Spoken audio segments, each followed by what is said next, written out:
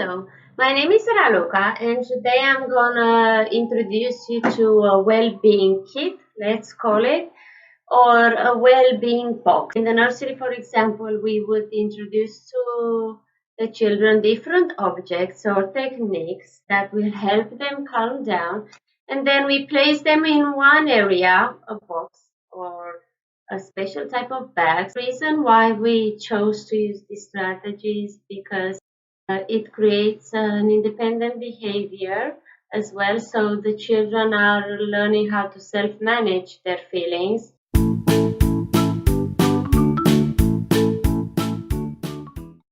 For example, if you saw one of my clips, I've created this Sensoria Resource, which is made from a balloon and is filled with some rice, and this helps the children when they feel a bit fidgety or a bit stressed. Another resource that you can have can be a toy that they can squeeze like this in their hand, or if you've got at home some Play-Doh, that's another resource they can use, and some magic balloons. I say magic because we've seen the children using them often, and as they puff out and blow the balloons, we count, and not only count, it's important that as the children are using the objects, you actually verbalize and describe what you see the children doing.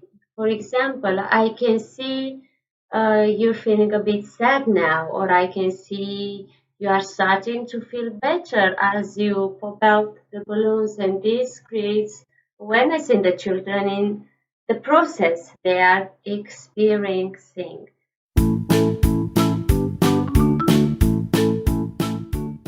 So try not to ask too many questions. Wait for them to first calm down.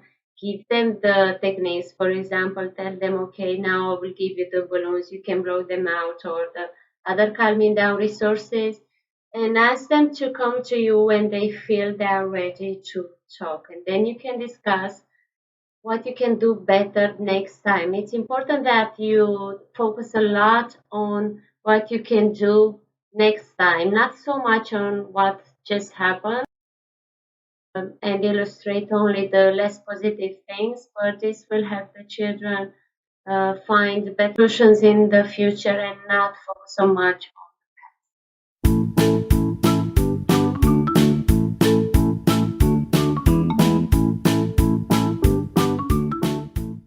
I would like to show you another simple breathing exercise that you can use.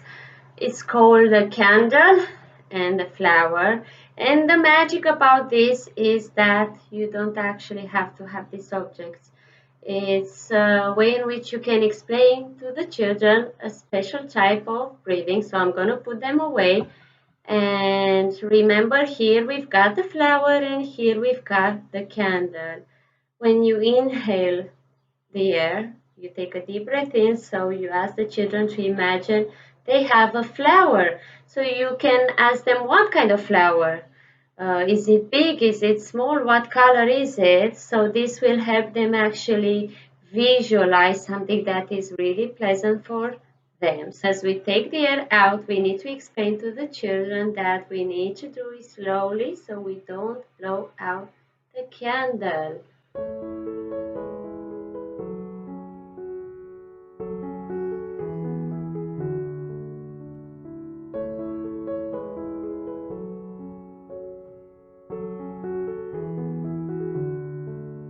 What I suggest you to do in order to support them in maintaining a routine and having continuity and being constant in the behavior is to choose some targets, so take small steps.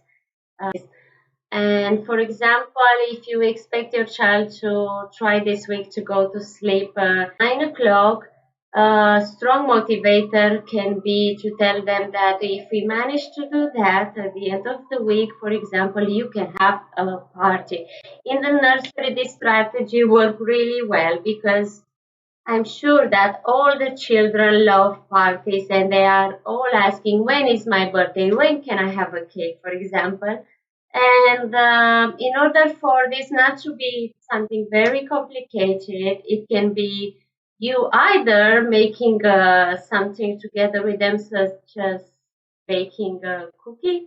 It can be your child actually preparing the decorations. Don't forget to celebrate. That's the most important bit. And when I talk about a party, I'm going to be honest with you, because for children at this age, what is important is to actually feel that it's a quality time, that they feel the energy of the grown up, and they really feel that their achievements are being celebrated. So when I talk about a party, it can be 10 minutes when both you and your child just play some music and you dance around and celebrate your achievements as well. I hope you enjoyed the tips I gave you today, and stay safe and happy.